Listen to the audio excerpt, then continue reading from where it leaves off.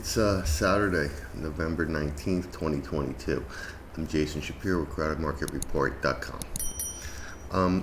What I was going to talk about today was this concept of fading people, which is one of my favorite things to do, based on the fact that I think most people lose money over time trading the markets. So if you fade them, you can theoretically make money over time. And I have a lot of things that I look at in order to do this, but let's take it at its simplest fact. Who do you fade? When do you fade? How do you fade? And my first answer to that, without sounding too sarcastic, is fade everybody, all the time, anytime.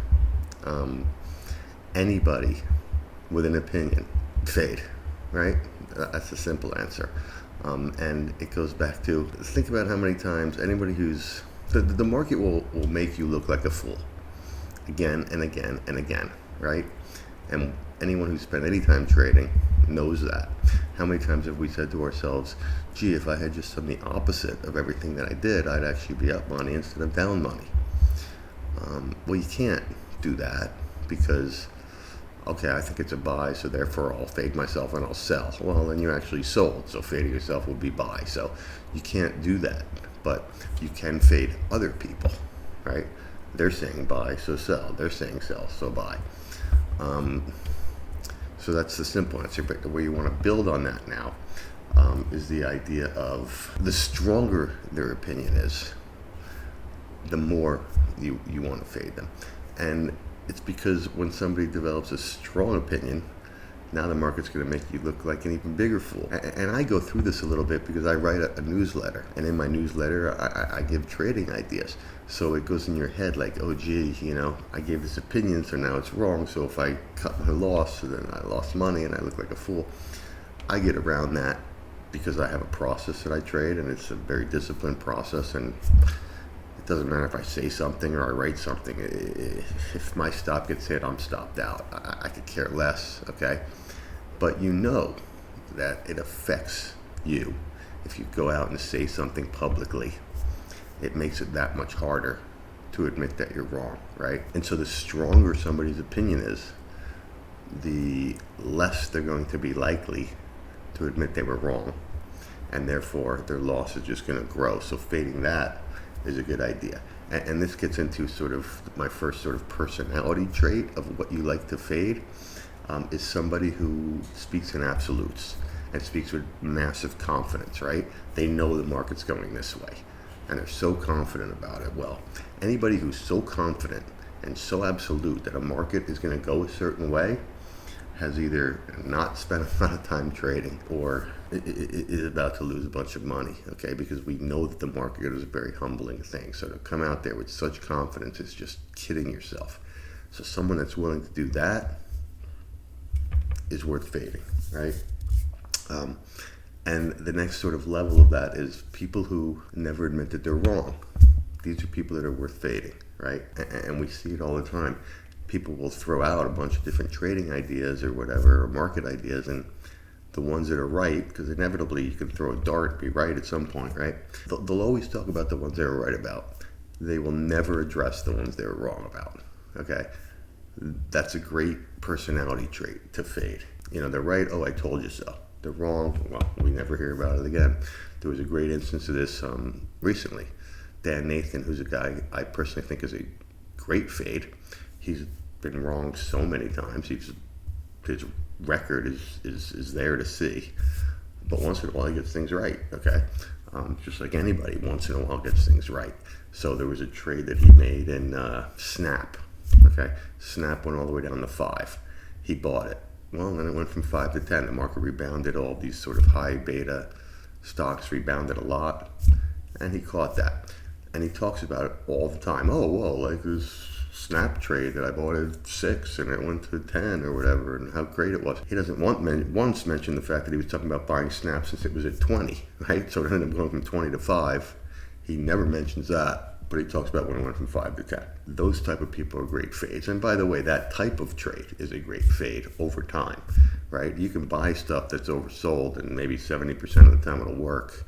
And you can sell stuff that's overbought, and maybe 70% of the time it'll work. But the other 30% of the time, it'll blow you out, right? You'll buy something because it's oversold, and it gets more oversold, and it gets more oversold, and it gets more oversold, and you keep buying it, and you blow out.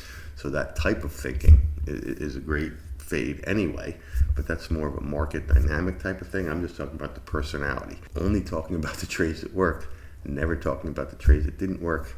Those type of people are a fade, right? And you're looking for people like this who have a history of making wrong calls, right? Which is just about everybody who speaks. You know, those who speak don't know, those who know don't speak. If it was Stanley Druckenmiller going on Twitter every day and giving his calls, I would be hesitant to fade him. But he doesn't do that, okay? The people that do it are the people that are worth fading. So, and especially the ones that have a history of being wrong a lot, which are easy to find because they're all over the place. Whether they talk about it or not, they're easy to find.